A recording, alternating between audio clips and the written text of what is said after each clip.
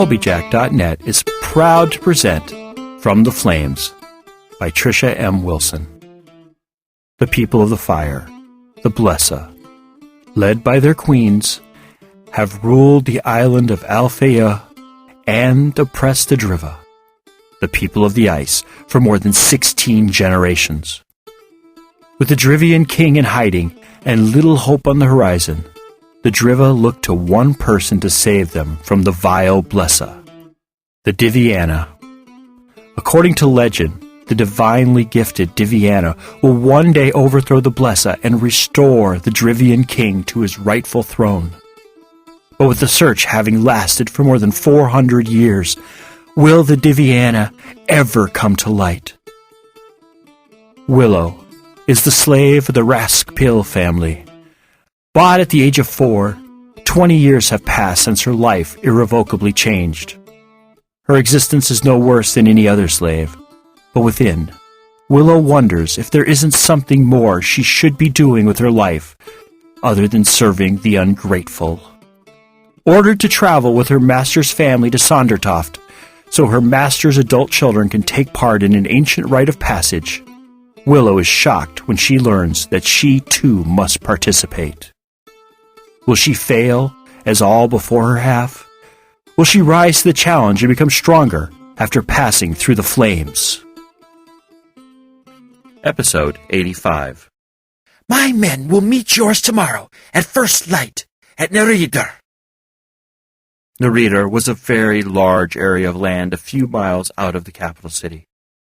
Everyone knew this battlefield, for it was where the last of the king's forces had been defeated all those years before. If that is your final decision, it is. Then I must abide by it. Until tomorrow, Willow said, feeling Hawk's fingers grabbing her arm. Oh, one more thing, Your Highness. Don't be late. I hate to have to hunt you down. I'll be there. Now leave! You're beginning to bore me.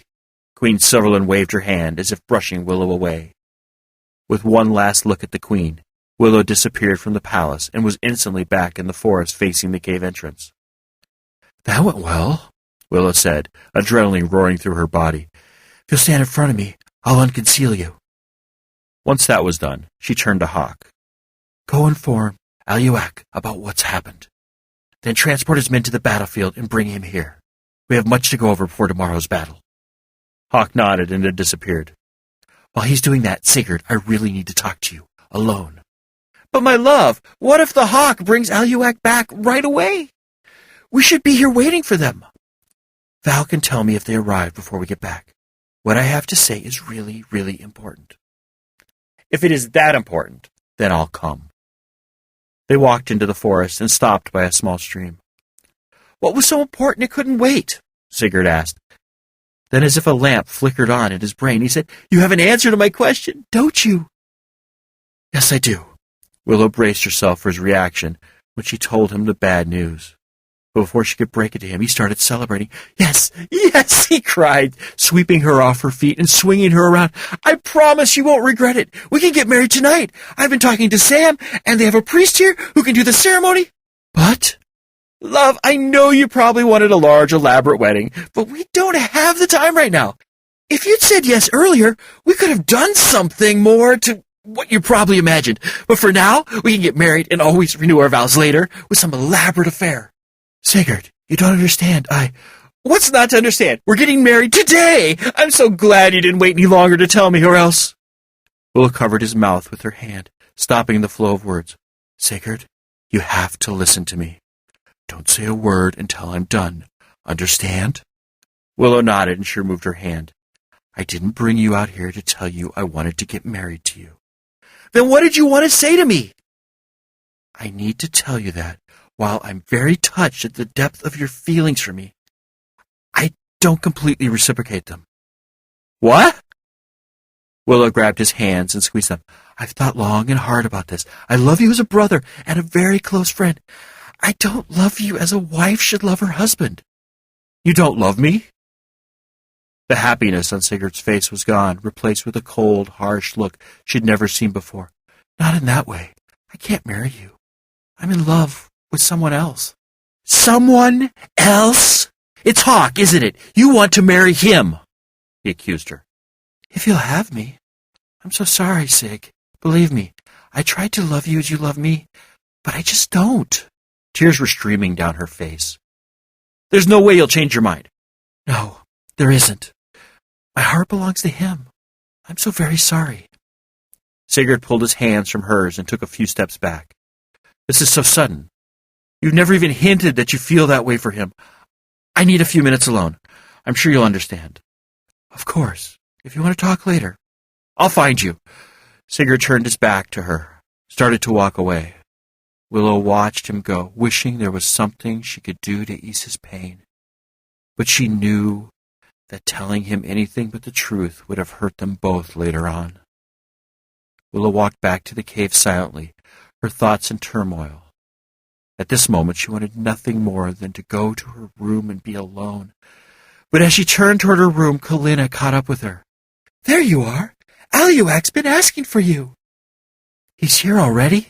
How long have I been gone? Willow asked, going toward the planning room. You've been gone a while. Where's Sigurd? Everything okay with you two? Yes, she said, not wanting to go into the details. Did Hawk come back with the king? No, he's off with the soldiers, making sure they have everything they need. Told me he'd be back as soon as possible. Stepping into the conference room, Willow saw Aluak and Rokia leaning over the sketches they'd made of possible battle plans. Ah, there she is, Aluak said, striding over to Willow and kissing her on the cheeks in greeting. I can't tell you how grateful I am at all the work you've done on my people's behalf. When we succeed, I'll make sure every person on Alfeyju knows your great contribution toward their freedom. Let's not count our chickens before they're hatched, Willow said, feeling suddenly nervous. You have to win and kill the queen before you can take your place on the throne. I have complete faith in you, even more so now that I've seen your plans. Aluak walked Willow over to the plans and said, Samuel here has told me that you've decided on this battle plan. With your approval, of course. It's the best one for the terrain. We'll be on tomorrow. Hawk's already putting your troops here, she said, pointing at a location on the map, giving us the advantage over all the other possible positions. The sun will be to our back in the morning, blinding the Queen's troops as they try to attack us. That, in addition to the other surprises I have planned for them, will hinder their ability to get to us. In addition, Samuel said, pointing at another spot on the map, we have access to a large water supply not too far away.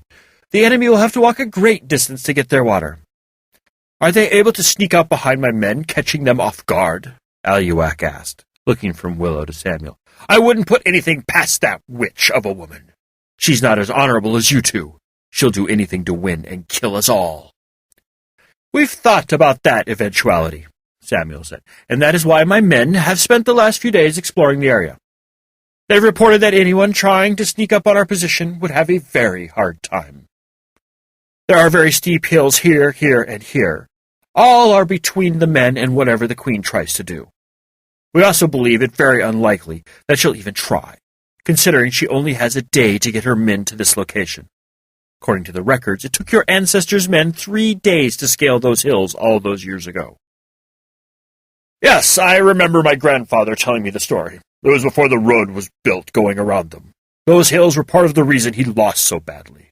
His men were worn out before they even made it to the battle, and then to be outnumbered 10-1, they never had a chance, Aluak said. That was then, and this is now, Rokia said. Let us focus on the now. Have you planned where you will be during the battle? In order to help our men the most, I must be on elevated ground. That way I'll be able to see everything that is going on and change our plans accordingly, Willow said. So you're going to be here? Rokia asked. No, here. And we had planned on the king being here. She pointed to another spot on the map. No, that'll never do. I am not one to sit back in safety while others fight my battles. I will be there with my men, fighting alongside them, Aluak demanded. That is very risky, Samuel said, especially if you become injured. If Willow can't find you, she can't heal you. It would be best. I don't care what you think is best, Aluak interrupted. If the gods have decided it is my last day, I will die with a sword in my hand beside my men, free and fighting to stay that way. I will not cower in a tent, waiting to see the results. If you are sure of your decision, then I would prefer if you stayed out of the front group of men. You'd be much more useful with this side flank. They shall be in the most danger, for they are going for the queen herself, Samuel said. Aluak grinned. Perfect! I would love nothing more than to kill that woman myself. But that is not in my immediate control. What is in my control, however, is this plan you've come up with. Let us sit and go over it from top to bottom.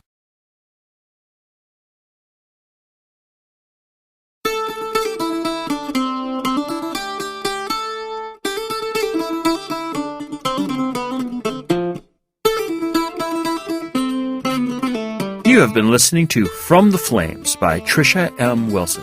Read, recorded, mastered, encoded, and produced by Colbyjack.net. This work is released under a Creative Commons 3.0 Attribution, Non-Commercial, Share-alike license. Do what you want with it, just don't try to profit from it. Heaven knows we can't. If you have any questions, comments, or rants you wish to share with us, we can be reached at Colbyjack at Colbyjack.net. That's COLBYTRAX @COLBYJACK.net. Yep, I sing it too. If you want to follow the exploits of Trisha in Twitterland, just search for Lady Trisha W on Twitter, or follow the ever-dashing, courageous, hardworking, intelligent, and immensely humble Colbyjack on the Twitters as well. If you find that you can't, just wait to find out what will happen with Willow, the strong dude and the annoying dude. Be heartened to know that From the Flames is available from Amazon, Barnes & Noble, and Smashwords, as well as from our little shop. Didn't you know about our little shop? Why, yes, we have a little shop located at shop. That's shop.colbyjack.net. That's shop.colbyjack.net. Yeah, real original there. There you will find the latest ebook versions of all our works in both Mobi and ebook, all DRM-free, as well as audiobook versions of such works as Firmware Hijacked and Proxy, as well, naturally, as well as From the Flames. The audiobooks differ from the podcasts in that the headers and bumpers only run once, and the episodes are grouped into hour-long episodes for easy burning to CD or for downloading on the go. If you find you don't need any stuff, but just want to thank us monetarily for our efforts here, just head on over to Colbyjack.net, select either audio or visual, and look for the donate button located on the blog roll. Well, anyway, thank you for listening. Have a wonderful week, and remember to be fabulous.